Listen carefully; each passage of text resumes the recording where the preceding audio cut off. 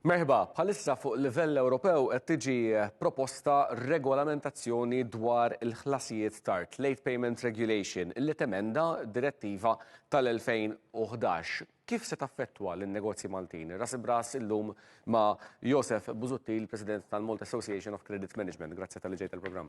Ringrazza lilek Mario, grazzi lill-telespettaturi. Xtaq nibda mistoqsija sempliċi tal-bidu li forsi ħafna barra mill-ewwel jifhmu x'tip ta' risposta ħattin, imma xtaqt li s-servina bħala l-bażi. Kif jiġu affettwati in-negozji meta ma jirċevux ħlas fil-pront jew meta jdumu biex jitħallsu? In-negozji meta ma jitħallsux fil-pront qed kisrilhom il-cash flow. Issa cash flow hija dik aħna nsejħula the lifeblood tan-negozju. Ġifieri inti isu għandek jekk ħanaqbdu ġisem ta' persuna għandek id-demm għaddej minn ġol vini tagħna, jekk inti ma ħallasniex fil-ħin dak id-demm x'imkien waqqaftu. Allura il-negozjant ma jistax iħallas jekk ma tħallas minn il-klijenti tiegħu ma jistax iħallas is-suppliers tiegħu, ma jistax iħallas il-pad. Allura jiġi ċirku vizzjuż, le? Jiġi ċirku vizzjuż. U kemm kbira l-problema bħalissa? Il-problema, il-cash flow problem hija reali. Xi ħaġa rikorrenti ta' dejjem jew xi ħaġa tal-lum il-ġur jew tal-aħħar 5 snin? Le, jiena kemm ilha li bdiet l-MACM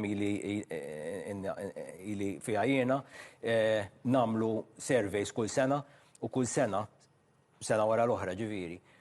Malta speċjalment għandna kultura, naħseb aħjar nseħħu kultura illi nħallsu tard. U hemm xi raġuni għalfejn jisiru ħlasijiet tard? Jiena naħseb illi għax nafdaw il-xulxejn, nafu lil xulxejn, naħseb l-iktar ħaġa hija dik.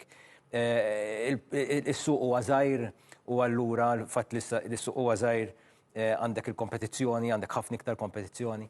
Allura wieħed jalaq iktar għajnejh u iħalli l-klijenti tiegħu forsi iħallsu ħdaqxejn iktar tard. Imma mhix xi ħaġa ta' Malta biss tidher għaliex la hemm direttiva tal-Unjoni Ewropea ilha mill-2011 ifisser li anke fuq livell Ewropew hemm problemi.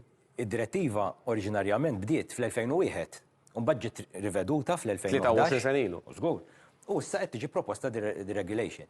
Le, mhijiex f'Malta biss hija kull imkien late payments fl-Ewropa hija sfortunatament issiba kull imkien, forsi issiba ħafna inqas fil-pajjiżi nordiċi għax huma iktar dixxiplinati, però fil-pajjiżi kważi kollha tal-Ewropa hemm il problema ta' late payment. Għara jena nagħmlu distinzjoni bejn direttiva u regulations. Direttivi jekk tiġi trasposta fil-pajjiż biex tiġi applikata, regolamenti la darba ħarġu suppost iridu jiġu applikati mill-istati membri kollha. U kif inhi. U kif inhi ma jinbidel xejn. Min ma jinbidel xejn. Mhux xi ħadd japplika xi deroga x'imkien jew xi ħaġa. Assolutament ma tistax. Imma daw ir-regolamenti allura x'għandhom differenti mid-direttiva din biċċa xogħol partikolari li qed iġġiel lil kulħadd japplikhom bl-istess mod kullimkien, jew hemm xi differenzi mid-direttiva? Hemm differenzi wkoll. Jiġifieri d-differenza bejn regulation u direttiva spjegajniha diġà u din ħadd tkun regulation. Id-differenza bażika f'din ir-regulation hija illi n-negozji issa kif ġiet proposta oriġinarjament għaliex għadha m'għaddietx u jista' jkun hemm xi amendi, jista' jkun ma tgħaddix hekk finalment bħala regulation, imma oriġinarjament regulation tgħidlek illi supplier u klient meta qed jiftehmu fuq il-credit terms bil-fors ma jistgħux jaqbżu 30 ġurnata. Jiġifieri fi 30 ġurnata jrid ikun hemm il-ħlas. Irid ikun hemm il-ħlas. Irrispettivament il-credit terms jkunu 30 days. U hawnhekk nibdew bid-diffikultà. Qed toġġezzjonaw intom Qed noġġezzjonaw għal-raġuni illi mhux qed issir distinzjoni bejn il-credit terms u late payments. Mela, aħna qegħdin naħdmu f'suq ħieles, vera? Issa il-fatt li qed naħdmu f'suq ħieles, aħna nemmnu illi titħalli iż-żewġ partijiet minn qiegħed jixtri qiegħed ibih. Jiftiem skont ir-riskju, skont il-prodott, skont l-industrija. Tajjeb, jiftehmu bejniethom fuq credit terms, però jekk jiena ftemt miegħek 30, 60, 90 days, qegħdin naqblu tnejn li aħna. Il-late payments jibdew jekk jiena ftemt miegħek 90 days credit terms, il-late payments jibdew minn 91st day. Però jiena qed tiskantani fuq għad il-biċċa xogħol, għaliex jiena kull darba li nismak titkellem anke fil-passat. Dejjem tajt isma' għandna problema nies iħallsu tard. Mela biex ma jħallsux tard għandu jkun hemm bżonn u kellna din id-direttiva fil-verità Issa eżek qed titkellem isma' ejja nagħtu nifs, ejja nagħtu ċans, mhux kontradizzjoni. Li assolutament xejn. U għadni kontra late payments. Għadni kontra late payments għax nemmen bħalma temmen il-Kommissjoni, ġifieri, li late payments ikissru s-suq, ikissru n-negozji, ġifieri kontra kull tip ta' late payment. Imma għamel distinzjoni bejn credit terms u late payments, għax mhuwiex l-istess, u ma jfissirx li biex tnaqqas il-late payments, tnaqqas il-credit terms, ma taħdimx hekk. Hemm ċertu, u nista' nġib eżempju li jifhimni kulħadd. Mela, għandek supermarket, tajjeb, bżewġ kaffi, xkaffi minnhom armati bi prodotti illi turnover tagħhom huma ġimgħa, mela 30 days huma ħafna. U għandek xkaff oħra illi l-prodotti, it-turnover ta' dak il-prodott idum xarejn tlieta. Mela f'dak il-każ għandek bżonn credit terms ta' 60 jew 90 days. Illa li x'inhu l-iskop oriġinali ta' credit terms, tagħti credit il-klient tiegħek. Biex il-klient tiegħek qed ittieħħ ċans ibieħ il-prodott tiegħek minn fuq l-ixkaffa tas-supermarket f'dal-każ f'dal-eżempju, jitħallas minn il-klient u jħallas lilek. Allura il-fatt li tajtu credit u qiegħed jixtri iktar, inti qed bih iktar bħala supplier, qed ittieħ ċans illi jbiegħu, il-klient qiegħed jixtrih, the end consumer qed jixtrih, iħallas il-klient tiegħek u l-klient tiegħek qed iħallas lilek u l-ekonomija ir-rota qiegħda ddur. Ġejn fi kliem oħra tajt għandu jkun hemm distinzjoni bejn prodott u prodott, bejn shelf life ta' prodott u shelf life ta' dubju ta' xejn. Hemm ċertu industri. Ġifieri mhux prodotti biss, allura industrija kważi kważi Iva, hemm industri illi 30 days huma tajjeb għalihom. Imma hemm industri oħra illi għandhom bżonn ħafna iktar. Imma da ma jġiblek xi riskju ta' free for all imbagħad għax kulħadd jibda jgħidlek imma x'aħna pajjiż żgħir u f'Malta jaqblilna Ċipru u Sqallija differenti mill-bqija tal-Italja. Għandek daqsxejn dan ir-riskju mbagħad jekk toqgħod iddaħħal din-distinzjoni? Iva u le, iva u le. Jekk inti għandek kultura illi inti ġebbet ftit biex tħallas iktar tard, iva. Imma fejn hemm kultura bħal pereżempju jien naf tkellmu Franza, nitkellmu il-pajjiżi nordiċi. Ma toħodniex pajjiżi Skandinavi għax dawk nafu l-kultura tagħhom kif inhi u differenti minn tal-Mediterrani. Imma dik irridu allura naħdmu fuqha il-kultura l-edukazzjoni. Kemm importanti nedukaw in-negozjanti fuq cash flow, kemm importanti illi tibża għal cash flow tiegħek, kemm importanti li tħallas fil-ħin, kemm importanti li ma tagħmilx li tagħmel distinzjoni bejn it-turnover u l-profit. All right? Il-turnover mhuwiex tiegħek, il-profit huwa tiegħek. Dawn l-affarijiet, hemmhekk iva. Kemm importanti illi u toħroġ fir-regulation u kuntenti biha, kemm importanti illi speċjalment l-SMEs jinvestu iktar fit-training fuq credit management jew cash flow management. Kemm importanti. U regulation tagħmel aċċenn għall-education. Tajjeb? Ġifieri, intom il-pożizzjoni tagħkom semmajtuha, ma nafx pajjiżi oħrajn kif irreaġixxu għal daw ir-regolamenti, taħseb li taslu? Nista' ngħidlek illi il-maġġoranza tal-pajjiżi within the EU ma jaqblux mat-tneħħija tal-freedom of contract.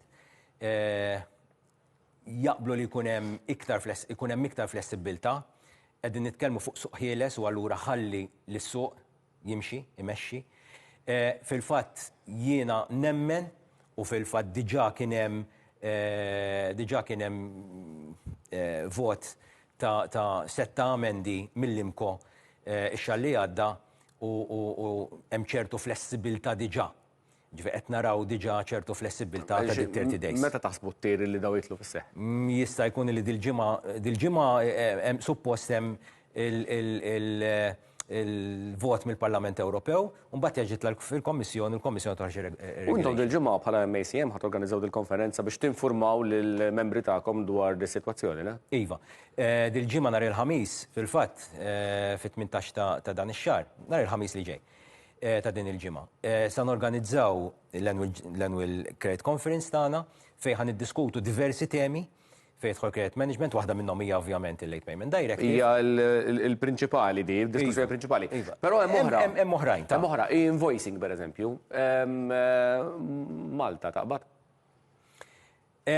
Li invoicing hija direttiva li ħarġet 10 sin ilu. F'ħafna pajjiżi daħlet, f'ħafna pajjiżi qiegħda taħdem. Ġej mhix tassattiva di oħra, mhix tassattiva li tidħol kull imkien bl-istess mod. Le hija direttiva. Hija direttiva. Kull pajjiż jiddeċidi jdaħħal jew le. Strictly speaking tiddaħħalha. Imma tista' ddum biex tagħmel trasposizzjoni tagħha. Eżattament. F'ħafna pajjiżi qiegħda taħdem, pereżempju Belgium, il-Netherlands.